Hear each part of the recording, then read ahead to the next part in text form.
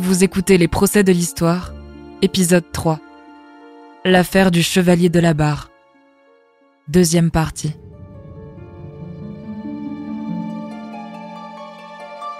Octobre 1765. Le chevalier de la Barre et le jeune Moinel sont en prison à Abbeville. L'instruction commence et Soicourt les harcèle de questions. J'exige des aveux complets, avec les noms de toute la bande. Duval de Soicourt, maire d'Abbeville. Ce chevalier de la Barre me tient tête, mais je finirai bien par le casser. Il est certain que la Barre a dû s'amuser de la religiosité des uns et des autres. Christian Petre, auteur du livre Le chevalier de la Barre, voyou de qualité. Il est certain qu'en privé, la Barre a dû se rire des préjugés de la religion. Oui, j'ai reconnu certains faits, de bonne grâce. Le chevalier de la Barre, accusé de la mutilation du Christ en bois. Par exemple, j'ai reconnu avoir fait des papillotes d'un bréviaire. Duval de Soicourt en était tout secoué de tics. J'ai aussi répondu que je ne croyais pas à certains faits de bigoterie qui paraissent blesser le sens commun. Mais pour le reste, je n'ai rien fait. Je n'ai pas mutilé le Christ. Je n'ai pas souillé d'hostie.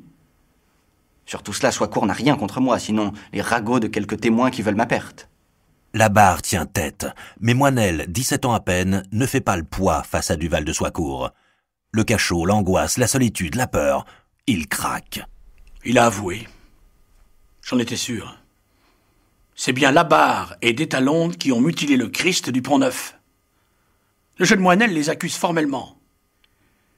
J'ai donc ordonné une perquisition de la chambre du chevalier à l'abbaye et j'y ai fait des découvertes bien révélatrices du comportement séditieux de ce jeune dévoyé. Des livres licencieux, avec des gravures répugnantes.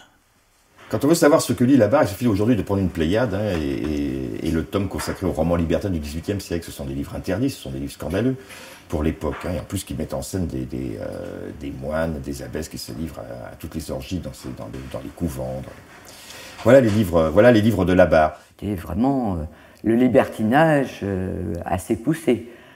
Alors ça reste dans le secret de son intimité, sauf que non seulement il les prête, mais il en fait des livres de dévotion.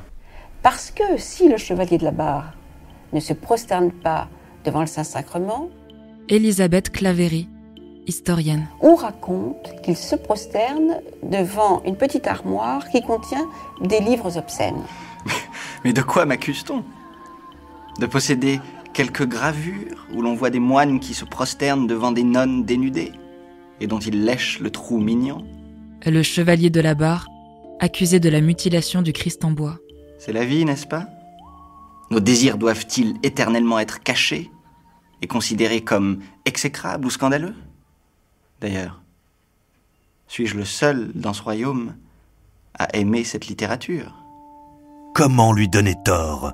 L'austérité et la morale stricte prônées officiellement sont dans les faits constamment battues en brèche chez les puissants. Les grands de Paris se livrent à un libertinage qui est bien plus spectaculaire que celui de la Barre.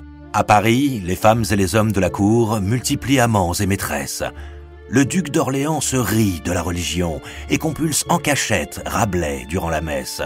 Louis XV refuse de faire ses Pâques et collectionne maîtresses anoblies et femmes du peuple. Les grands lisaient l'art de foutre, donc il y avait toute une école comme ça du bon usage du corps qui se faisait par ces livres-là. La Barre, de ce point de vue, ne fait pas vraiment exception. On a retrouvé plus d'ouvrages avec des gravures licencieuses que d'ouvrages sérieux.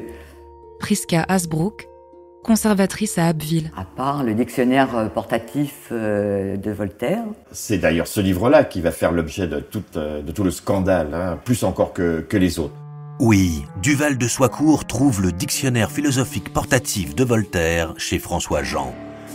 Pour lui, c'est comme rencontrer le diable. Mais n'est-ce pas excellent pour enfoncer le chevalier ? Voltaire. Vous vous rendez compte ?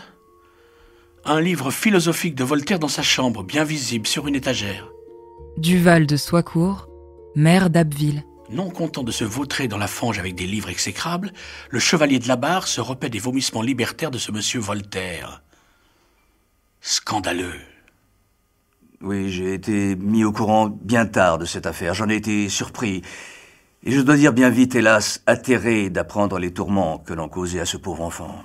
Voltaire, philosophe. Si l'on accuse le chevalier de lire un livre de philosophie, si on le torture pour cela, alors mon avis serait qu'on fit une Saint-Barthélemy de tous les philosophes et qu'on égorgeât tous ceux qui auraient Locke, Montaigne ou Bell dans leur bibliothèque. Je voudrais même qu'on brûlât tous les livres, excepté la Gazette ecclésiastique et le journal chrétien, bien sûr.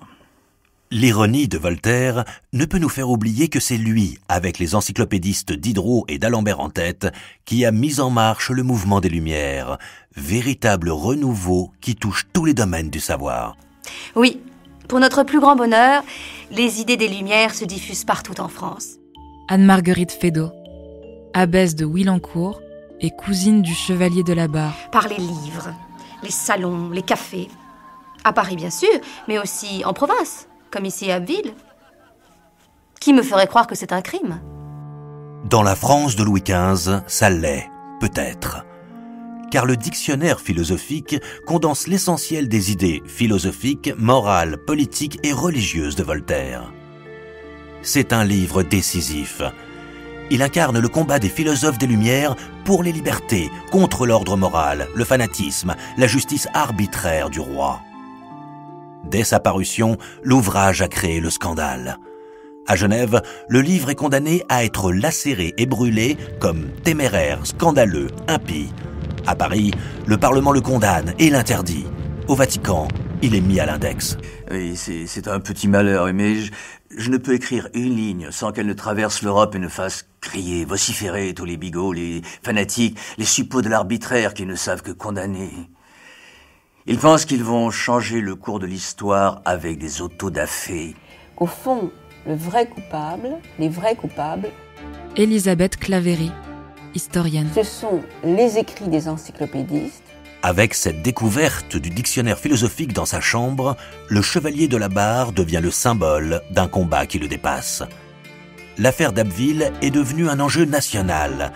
Elle reflète l'opposition à ces philosophes des Lumières qui ébranlent régulièrement le trône et les fondements de la monarchie. Donc il y a une inquiétude qui va aussi gagner Paris, une inquiétude politique. Christian Petre, auteur du livre Le chevalier de la Barre, voyou de qualité. Peut-être a-t-on cédé un peu trop à l'esprit du temps, peut-être a-t-on cédé un peu trop aux Lumières. L'esprit du temps, c'est de combattre l'infâme, ce monstre que représente toute religion établie dans ce cas-là de plus oppresseur. Voltaire, philosophe. C'est un mélange indissociable de fanatisme et d'arbitraire, un amalgame de superstition et de pouvoir qui nous condamne à répondre et à nous battre chaque jour de notre vie. L'esprit du temps, c'est résister aux chimères liberticides. Duval de Soicourt, maire d'Abbeville. Si nous cédons à Abbeville, nous céderons partout. Nous ne devons pas abdiquer sur les valeurs qui font l'honneur et la grandeur de la France. La foi dans l'Église, la confiance dans la justice du roi. Il faut choisir entre philosophie et monarchie. Il y va de l'identité de la France. Le chevalier de la Barre, symbole de l'identité de la France.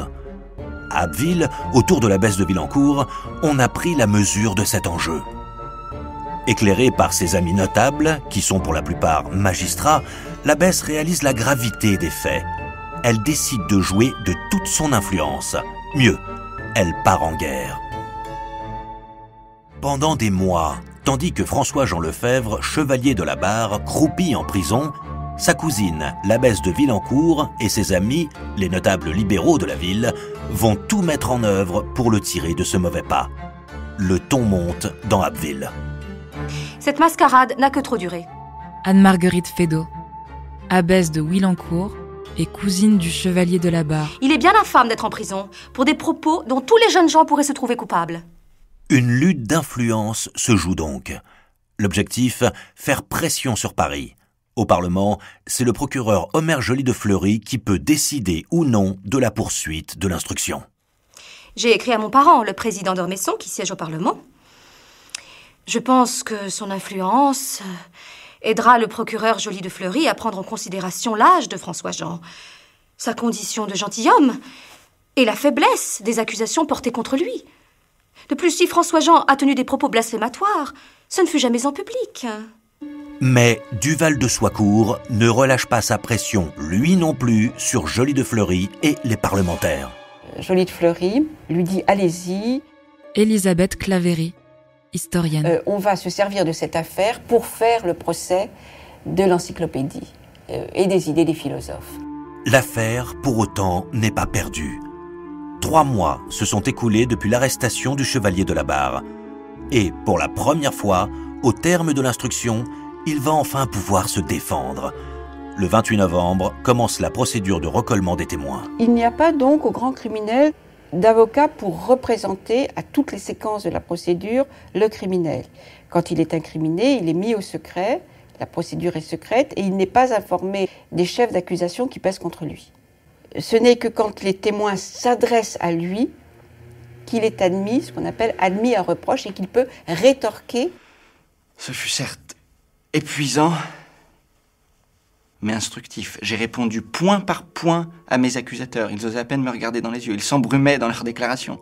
Le chevalier de la Barre, accusé de la mutilation du Christ en bois. Et mieux encore, Moinel lui-même est revenu sur ses aveux. Il a clairement expliqué qu'il avait cédé sous la brutalité et les menaces de Duval de Soicourt.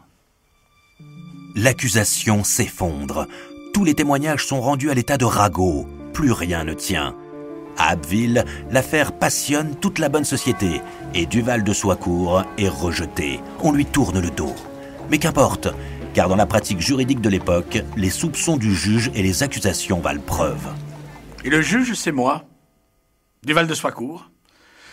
Je vais présider le tribunal d'Abbeville, qui va juger le chevalier de la Barre et ses comparses. Il ne me reste qu'à trouver 2 assesseurs de bonne moralité, et ainsi il n'y aura pas d'entrave à l'expression de la justice. Duval de Soicourt trouve 2 assesseurs qui vont accepter de participer à ce jugement. Christian Petre, auteur du livre « Le chevalier de la Barre, voyou de qualité ». Un vieil homme et quelqu'un qui vient d'acheter une charge d'avocat et dont la profession est d'être un marchand de bestiaux. Des enfants plongés dans des cachots puants et jugés par un marchand de bœufs et de porcs. Voltaire, philosophe. Ah oui, ce marchand de porcs avait acheté pour 50 francs des lettres de gradué à Reims. Il se disait donc avocat. Voilà, oui, voilà la justice du pays. Finalement, au moment où il va décider, il n'a presque plus rien entre les mains pour condamner le chevalier de la Barre. Si ce n'est cette conviction très profonde que la Barre est l'ennemi du bien, que la Barre est peut-être le représentant du mal dans cette cité d'Abbeville, et qu'il faut purifier cette cité. Cette procédure est une abomination infâme autant qu'illégale. Un procès d'un ridicule qui ferait éclater de rire toute l'Europe si les conséquences n'en étaient pas potentiellement si funestes. Donc qu'avons-nous? Un crucifix en bois avec une entaille à la jambe, de bois. Alors de qui se moque-t-on? Qu'a donc fait le chevalier de la Barre? Il a ri des grimaces des singes et les singes veulent le déchirer. Le 27 février, les juges se retirent pour délibérer. Le 28, ils rendent leur verdict. Le jeune Moinel est condamné à une peine de prison. Duval de Soicourt, maire d'Abbeville. Gaillard d'Étalonde, qui a fui lâchement à l'étranger et condamné par contumace à avoir la langue percée, le poing coupé et à être brûlé vif. Quant au chevalier de la Barre, il sera décapité et brûlé sur un bûcher dressé sur la grande place d'Abbeville. Auparavant, il lui sera appliqué la question ordinaire et extraordinaire. Enfin, un exemplaire du dictionnaire philosophique portatif de Voltaire sera brûlé dans le même bûcher où sera jeté le corps du chevalier de la Barre. Dans le camp des accusés, c'est la consternation. Pour quelques plaisanteries de collégiens, pour quelques inepties, il se venge de moi sur la tête et par le sang innocent de ce pauvre enfant de chevalier. Il y a de quoi hurler à la face de cette élite européenne qui symbolise le monde civilisé. C'est la honte éternelle de ce siècle infâme. Pour vrai, longtemps je n'ai pas pris l'affaire au sérieux. Le chevalier de la Barre, accusé de la mutilation du Christ en bois.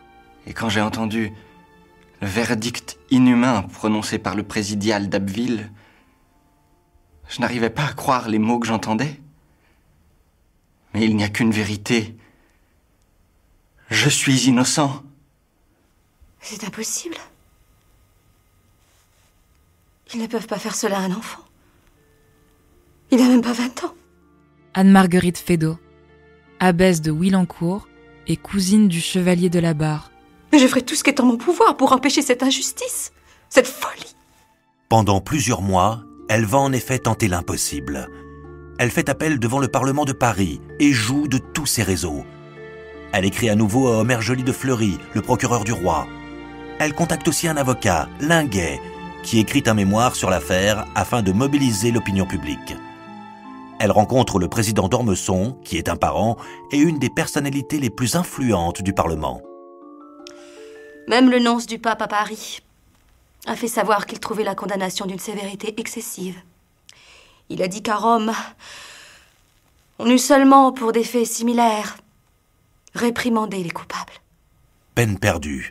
En 10 minutes, à Paris, le Parlement confirme la sentence d'Abbeville.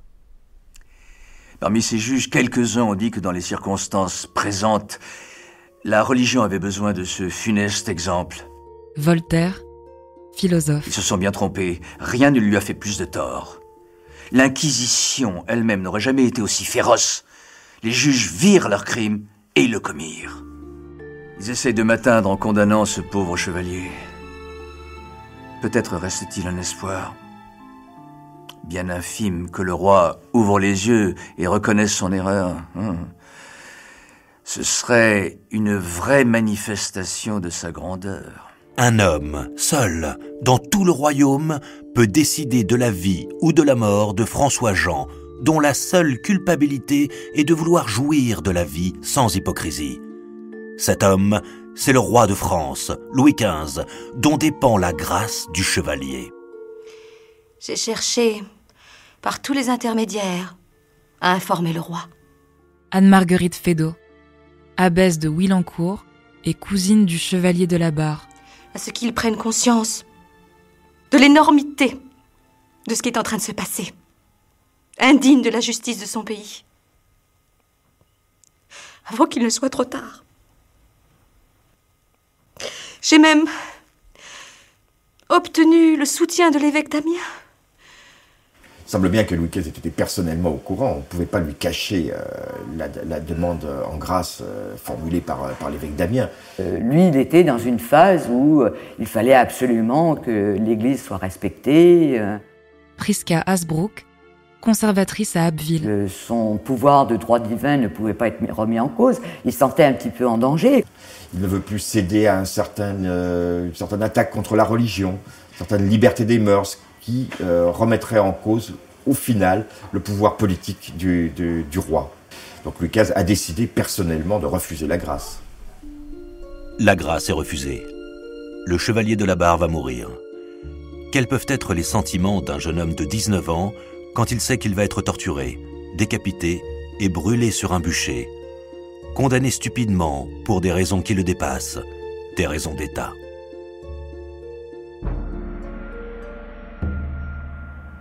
Ces mois m'ont changé. Et voyez-vous, peut-être amélioré. Je cherchais les plaisirs, croyant qu'ils étaient synonymes de liberté. Eh ben non. Le chevalier de la Barre, accusé de la mutilation du Christ en bois. Je me sens plus libre aujourd'hui, plus compréhensif et bienveillant, malgré les extrémités où l'on m'a acculé. A-t-il seulement peur ? Je ne sais pas. Pas encore. Je compte subir la torture et marcher au supplice avec calme et sérénité. On prendra ça sans doute pour du courage. Le spectacle ne sera pas beau à voir. Mais il paraît que cela plaît au peuple, que c'est pour lui d'une grande distraction. A-t-il seulement des remords, des regrets ? Non, aucun remords, je n'ai rien fait. Je suis innocent et ne fais que payer les craintes d'un pouvoir sclérosé qui voit ses bases s'effondrer sous lui. Un regret, oui. Celui d'avoir si peu vécu, si peu joui de la vie, si peu connu de femmes. A-t-il seulement trouvé la foi ? Trouvé refuge et bien-être dans une béatitude divine ? Voilà qui leur ferait un plaisir trop grand. Il n'engagera pas de réflexion sur l'existence ou la non-existence de Dieu. Pour lui, c'est une affaire qui est réglée avant même que la question ne se pose. Je ne m'interroge point sur l'existence de Dieu, ou sur les preuves de son existence. Dieu n'est qu'une invention des hommes qui croient mieux vivre en se prosternant. Il faut les excuser. Ils ont peur. Le mardi 1er juillet 1766, au lever du jour, des gardes emmènent le chevalier pour le conduire à la chambre où doit lui être appliquée la question ordinaire et extraordinaire. Une torture qui consiste à lui briser les genoux pour obtenir d'hypothétiques révélations. C'est une journée rude pour lui. Elle commence dès 5 heures du matin par la question. Et Labarre, on le sait, aura été très courageux dans son attitude, très courageux physiquement. Il aura refusé jusqu'au bout d'impliquer ses camarades. C'est Duval de Soicourt qui conduit l'interrogatoire. François-Jean est calme et n'exprime aucune haine. Les questions, toujours les mêmes, se succèdent. Comme il nie énergiquement avoir profané une hostie, les bourreaux enferment ses jambes dans les brodequins et enfoncent le premier coin. Sous la douleur, François-Jean ne crie pas et demeure impassible. Mais, au 3e coin, la souffrance devient insupportable et il finit par avouer quelques actes impies dérisoires avant de s'évanouir. Nous l'avons fait revenir avec quelques liqueurs et spiritueux. Duval de Soicourt, maire d'Abbeville. Le médecin m'a indiqué que les souffrances plus aiguës entraîneraient la mort. Je n'avais pas l'intention de le tuer. J'ai demandé au bourreau de cesser la question. Il a été extrêmement ironique vis-à-vis de lui-même, vis-à-vis des autres. Le chevalier est ramené dans son cachot et laissé seul, avec le père Boquet, qui a été requis pour le confesser et l'accompagner jusqu'au lieu du supplice.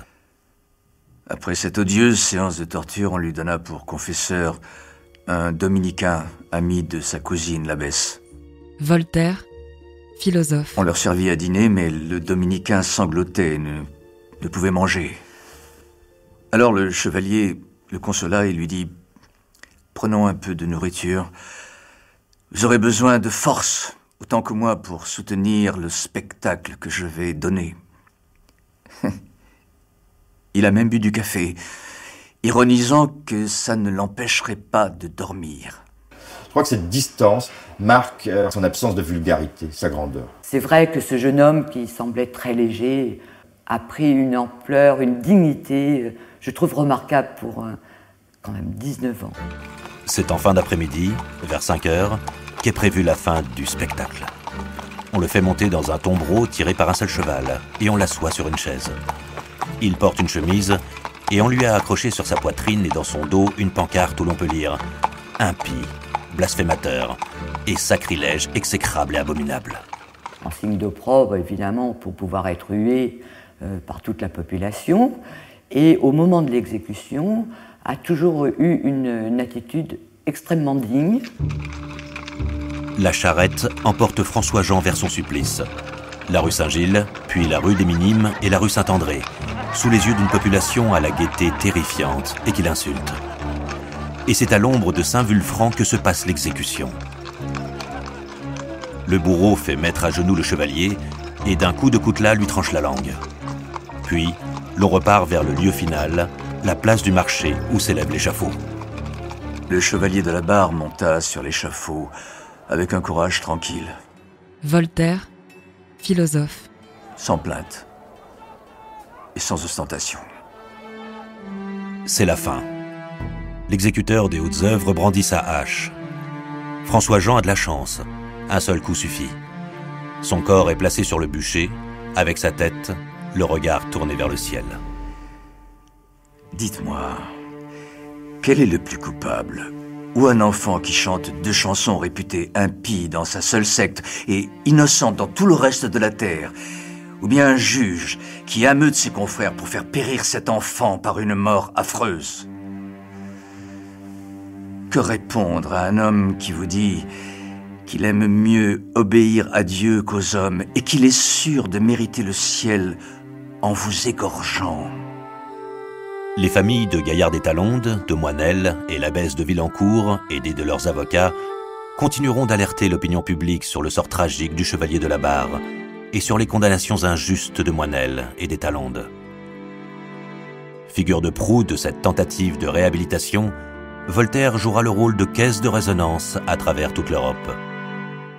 Les gens qui ont trempé leurs mains dans le sang du chevalier sont des tigres féroces qu'on ne peut combattre qu'avec 10 000 hommes à ses côtés. Voltaire se déchaîne, avec ses lettres, ses pamphlets, ses livres, son réseau d'amis écrivains, de philosophes, de femmes influentes, ses relations avec tout ce que l'Europe compte de princes ouverts à l'esprit du temps. Voltaire invente ce moyen d'action moderne, la transformation d'un procès en affaire et d'une affaire en cause. Le cri individuel engendre le cri public. Qu'on fasse teinter les oreilles de tous les chanceliers, de tous les procureurs, qu'on ne leur donne ni trêve ni repos, qu'on leur crie toujours et à toutes les époques, la barre, la barre, la barre. Que son nom soit symbole pour les siècles qui s'annoncent de la lutte contre tous les fanatismes, les superstitions et les intégrismes.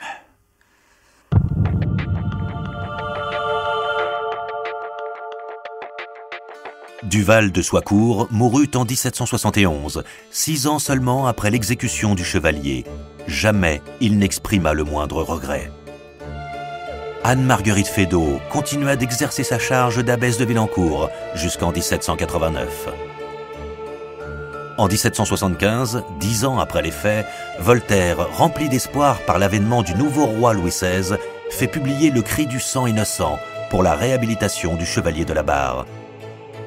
Mais le jeune roi déçoit et ne donne pas suite à la demande. C'est la Révolution française, dont le code pénal supprimera tous ces délits imaginaires, tels blasphème, hérésie, lèse-majesté, qui redonnera son honneur au chevalier de la Barre. Le procès du chevalier est à ce jour le dernier procès pour blasphème de l'histoire de France.